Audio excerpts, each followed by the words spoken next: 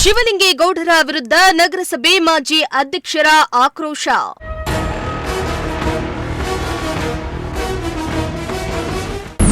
ಅರಸೀಕೆರೆ ಬಂದ್ಗೆ ಕರೆ ನೀಡಿದ ಮಾಜಿ ಅಧ್ಯಕ್ಷರಾದ ಗಿರೀಶ್.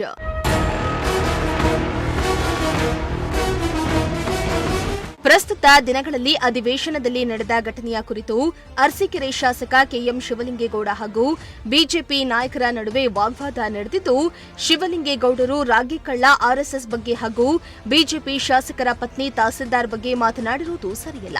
ಶಾಸಕರ ಈ ನಡವಳಿಕೆಯ ಕುರಿತು ಅರಸೀಕೆರೆಯನ್ನ ಬಂದ್ ಮಾಡ್ತೇವೆ ಎಂದು ಅರಸೀಕೆರೆ ನಗರಸಭೆ ಮಾಜಿ ಅಧ್ಯಕ್ಷ ಗಿರೀಶ್ ಕರೆ ನೀಡಿದ್ದಾರೆ.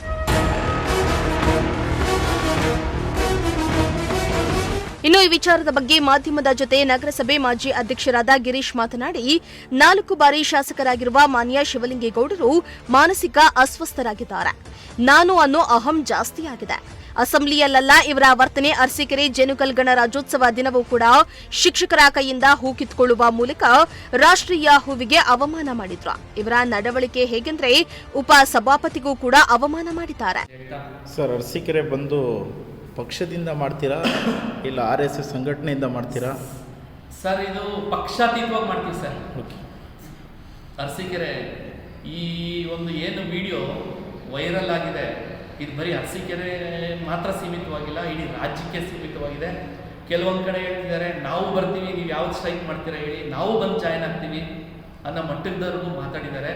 ಇದೊಂದು ಬೃಹತ್ ಸಂಖ್ಯೆಯಲ್ಲಿ ಸೇರಿಸಿ ಅರಸೀಕೆರೆಯನ್ನು ಬಂದ್ ಮಾಡಿ ಏನು ಈ ಮಹಾನುಭಾವ ಶಾಸಕ ಶಿವಲಿಂಗೇಗೌಡನ ಪ್ರತಿಕೃತಿಯನ್ನು ದಹನ ಮಾಡಿ PP ಸರ್ಕಲ್ನಲ್ಲಿ ಈತನ ಚರಿತ್ರೆಗಳನ್ನು ಸನ್ಮಾನ್ಯ ನಿನ್ನೆ ನಮ್ಮ ದೇವರಾಜೇಗೌಡರು ಹೇಳಿದ್ದಾರೆ. CA ಜಾಗದಲ್ಲಿ ಮನೆ ಕಟ್ಟರ ಕಳ್ಳ ನೀನು ಅಂತ. ನೀನೇ ಕಳ್ಳ, ಇನ್ನೊಬ್ಬನ್ನ ಕಳ್ಳ ಅಂತ ಹೇಳಕ್ ಹೋಗ್ತಿದ್ರಲ್ಲ, ಇದು ಎಷ್ಟು ಮಟ್ಟಿಗೆ ಸರಿ? ನಿಮ್ಮ ಒಂದೊಂದು ಅಕ್ರಮಗಳನ್ನು ಎಳೆಯಾಗಿ ಬಿಚ್ಚಿಡೋ ಅಂತ ಸಮಯ ಈಗ ಹತ್ರ ಬಂದಿದೆ. ಒಂದೊಂದಾಗಿ ಬಿಚ್ಚಿಡ್ತೇವೆ.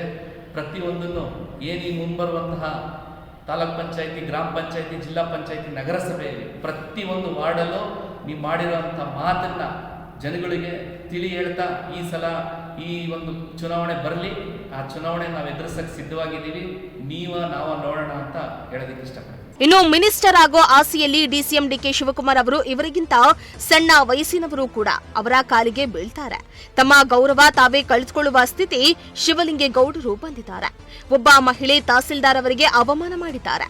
ಶಿವಲಿಂಗೇಗೌಡರ ವಿರುದ್ಧ ವಕೀಲರ ಜೊತೆ ಮಾತನಾಡಿ ಅವರ ವಿರುದ್ಧ ಕಾನೂನು ಕ್ರಮ ಕೈಗೊಳ್ತೇವೆ. ಆಯ್ತು, ನೀವು ಖಂಡಿಸ್ಬೇಕಾಗಿದ್ರೆ ನೀವು ಯಾರನ್ನು ಖಂಡಿಸ್ಬೇಕಿತ್ತು? ನೀವು ಹೇಳ್ತಿದ್ದೀರಾ ಅಂತ ನಾವು ಹೇಳ್ತಾ ಇಲ್ಲ, ಇಡೀ ಕ್ಷೇತ್ರದ ಜನತೆ ಹೇಳ್ತಿದ್ದಾರೆ. ಪುಷ್ಪಾವತಿ ಅಮ್ಮನವರು ನಿಮ್ಮ ಧರ್ಮಪತ್ನಿ ಅಲ್ವಾ? ನೀವು ಅವರ ಹೆಸರಲ್ಲಿ ಕ್ರಷರ್ ಮಾಡಿಲ್ವಾ? ಕ್ರಷರ್ ಮಾಡಿ ನೀವು ದುಡ್ಡು ಮಾಡ್ತಿಲ್ವಾ? ನೀವು ಇದನ್ನ ಅರಸೀಕೆರೆ ಕ್ಷೇತ್ರದ ಜನತೆಗೆ ಬಾಯಿ ಬಿಡಬೇಕು. ಪುಷ್ಪಾವತಿ ಯಾರು? ನೀವು ಹೆಂಗ್ ದುಡ್ಡು ಮಾಡ್ತಿದ್ದೀರಾ? ಕ್ರಷರ್, ಜಲ್ಲಿನಿಂದೆ, ಮರಡನಿಂದೆ, ಸ್ಯಾಂಡ್ ನಿಂದೆ, ಇಟಿಗೆನೂ ನಿಂದೆ, ಎಲ್ಲ ನೀನೇ ಮಾಡ್ಕೊಂಡು, ಎಲ್ಲ ನೀನೇ ತಿನ್ಕೊಂಡು ತೇರ್ಕೊಂಡು, ಪಾಪ ತಾಯಿ ಹೆಸರನ್ನ ಕ್ರಷರ್ಗೆ ಇಟ್ಕೊಂಡು ನೀನ್ ಜೀವನ ಮಾಡ್ತಿಲ್ವಾ? ಇದು ನಿನಗೆ ಶೋಭೆ ತರುತ್ತಾ? ಒಂದು ಹೆಣ್ಣಿನ ಬಗ್ಗೆ ಮಾತನಾಡ್ಬೇಕಾದ್ರೆ ಯಾವತ್ತು ಹಿಂದೆ ಮುಂದೆ ನೋಡಿ ಮಾತಾಡಬೇಕು. ಹಾಗೆ RSS ಬಗ್ಗೆ ಸನ್ಮಾನ್ಯ ಶಿವಲಿಂಗೇಗೌಡರಿಗೆ ಪಾಪ RSS ಅಂದ್ರೆ ಏನು ಅಂತಾನೆ ಗೊತ್ತಿಲ್ಲ. ಯಾಕೆ ಅಂದ್ರೆ ಗಂಡಸಿಲ್ ಬೆಳೆದಿದ್ದಾನು ಹಳ್ಳಿ ಇದರಲ್ಲಿ ಬೆಳೆದಿರೋರಿಗೆ RSS ಬಗ್ಗೆ ಏನು ಗೊತ್ತಿದೆ? ಈ ಸನ್ಮಾನ್ಯ ಶಿವಲಿಂಗೇಗೌಡ್ರೆ, ಇದೇ ಕೋವಿಡ್ 2019 ಕೋವಿಡ್ ಬಂದಾಗ ಇಡೀ ದೇಶಾದ್ಯಂತ ಜಾತಿ, ಯಾವ ಜಾತಿ ಏನು ನೋಡ್ದಲೆ ಸೇವೆ ಮಾಡಿದಂತಹ ಕಾರ್ಯಕರ್ತರಂತೆ ಅದು RSS ಕಾರ್ಯಕರ್ತರು.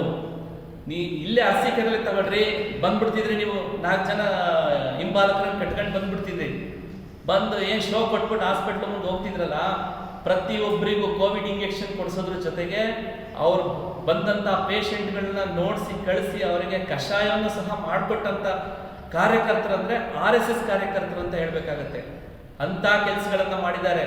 ಕೋವಿಡ್ ಸಂದರ್ಭದಲ್ಲಿ ಸತ್ತಂತಹ ವ್ಯಕ್ತಿಗಳನ್ನ ಮನೆಯವರು ಬಂದು ಮುಟ್ಟದೇ ಇರುವಂತ ಅಂತ ಕಷ್ಟ ಸಂದರ್ಭದಲ್ಲೂ ಸಹ ಅವರನ್ನ ಗುಂಡಿ ತಂದು ಉಣಿ ಅವರನ್ನ ಸಮಾಧಿ ಮಾಡಿರುವಂಥದ್ದು RSS ಬಗ್ಗೆ ಕೀಳಾಗಿ ಮಾತಾಡ್ತಿರಲ್ಲ ಶಿವಲಿಂಗೇಗೌಡ್ರೆ, ನಿಮ್ಮ ಪಾಪದ ಕೂಡ ತುಂಬಿದೆ.